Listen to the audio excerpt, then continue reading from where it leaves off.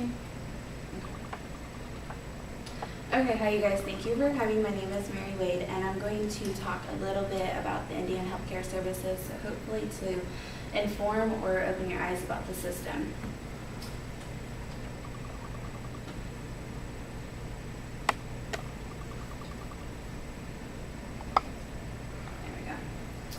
When we think about the American Indian healthcare, the general population just assumes that it's free medical care and that every tribal member has it made very easily when it comes to their medical care. Yet not every tribal community is so lucky or they have access to the clinic or a hospital for healthcare. The Indian Health Services is a federal government that provides a free healthcare system to a federally recognized tribes of American Indians and Alaska Natives in order to raise health awareness and a delivery system of healthcare programs with opportunities for the tribe. This is important because whether you're a tribal member or not, it informs you, it keeps you aware of the American Indian community by promoting their health and honoring their culture and protecting their inherent rights. So today I hope to talk to you a little bit or engage you about the history, the background, the information of the healthcare programs, and how it affects the future of Indian healthcare services. So first, I want to talk about the history and the background.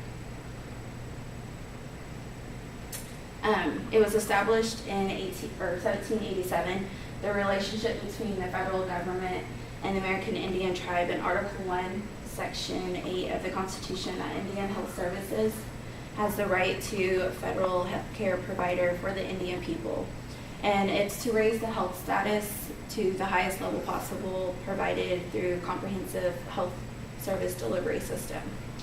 According to the Indian Health Service website, there were treaties that were established amongst the federal government and Indian tribes that as U.S. citizens, all tribes are eligible to participate in any public, private, or state health programs, and they call for medical services, physicians, and the provision of hospital care.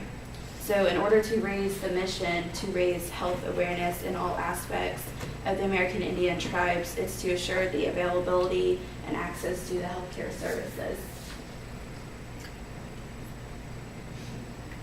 And that's the Article 1, Section 8 of the Constitution that I was mentioning about.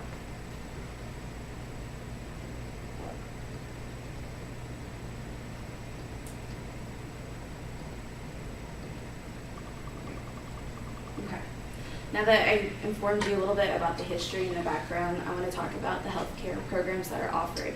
For each tribe, there is a link and a connection to the U.S. Health Department and Human Services headquarters that they have for every clinic or hospital. Every tribal clinic has not only just the primary care providers, but clinical resources, dental care, tribal community is access to the health and wellness programs, and diabetes, substance abuse, environmental and visual health programs, and much more. In an article that was for 1995 in Social Science and Medicine, the relative importance of personal and community resources, there was a debate issue that was influenced based upon the lack of care provided to the urban population, and it was due to poverty rates and lack of providers.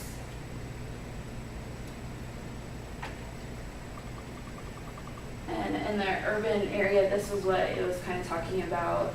40% of the population have vision problems, 38% has obesity, there's 60% of the infant mortality rate, and there's a 22 to 31% of other health issues that they had talked about, from chronic health diseases, drug abuse, and homicide they had mentioned. So this leads to the poor health, the mental health, low customer service, the lack of healthcare providers, and chronic diseases that lead to the deaths, and low nutrition status and contributions. So now that I had mentioned the history, the services, I want to discuss the future of the health of the Indian Health Services and how we can change it for the better. By the future, we can inform health awareness and nutrition by providing free fitness and support groups. According to a 1986 article over nutrition in America, Indian health, past, present, and future, improving on providing health services and facilities for the urban Indian communities, the location and clinics is very high key for the near federal Indian reservations and territories. It's in order to gain better access for the urban population areas.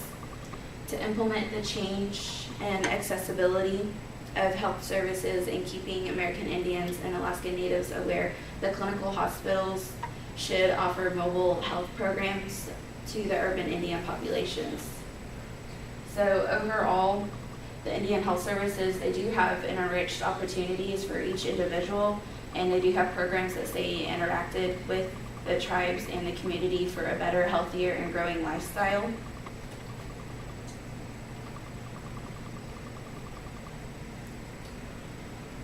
With implementation of change, the highest form of healthcare provided possible, the Indian Health Services need to continue to provide free health care to all federal recognized tribes and the communities.